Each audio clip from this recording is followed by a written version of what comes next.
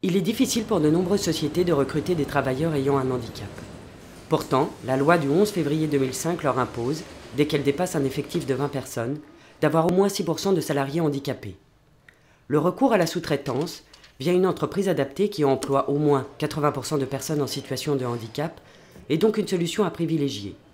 C'est notamment ce que fait désormais la direction des achats de la SNCF, qui a construit avec l'UNEA, l'Union nationale des entreprises adaptées, un véritable partenariat. On s'est engagé avec l'UNEA de manière à financer un partenariat pour que l'UNEA développe des filières professionnelles, parce que nous, acheteurs, on a besoin d'avoir des marchés structurés pour faciliter la mise en relation entre celui qui a le besoin et celui qui offre les services. En 3 ans, on a multiplié par 3 le montant d'achat solidaire.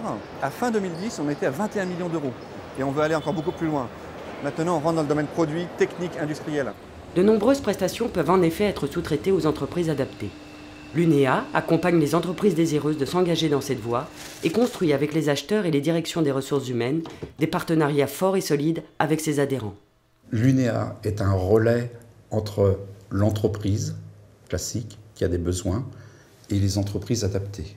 Donc aujourd'hui, l'UNEA a mis en place un pôle développement avec 3 centres, un centre d'affaires, un centre d'études et de veille et un centre pour accompagner les entreprises adaptées dans leur développement. La sous-traitance avec une entreprise adaptée répond aujourd'hui aux mêmes normes et contraintes qualité qu'avec un fournisseur classique. On est loin de l'image d'Épinal qui colle malheureusement encore à ce secteur. De nombreuses grandes entreprises l'ont compris. On est des acheteurs professionnels, on cherche bien entendu à faire l'optimisation économique.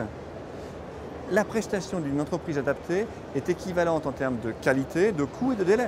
Sinon, on n'achètera pas, très clairement. On le fait parce que ça marche, on y croit. Le fait de travailler, de passer des contrats de prestations, de services ou des produits avec les entreprises adaptées, derrière, il y a une vraie plus-value sociale apportée à l'entreprise donneur d'ordre.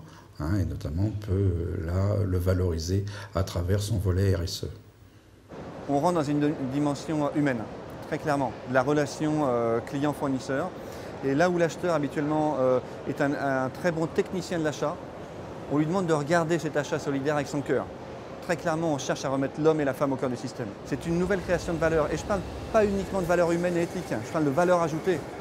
Donc que ça crée de la valeur pour l'entreprise et pour les hommes. Finalement, l'entreprise qui crée de la responsabilité dans la société, l'acheteur qui a compris ça, c'est l'acheteur du futur. Le cost killer, c'est fini.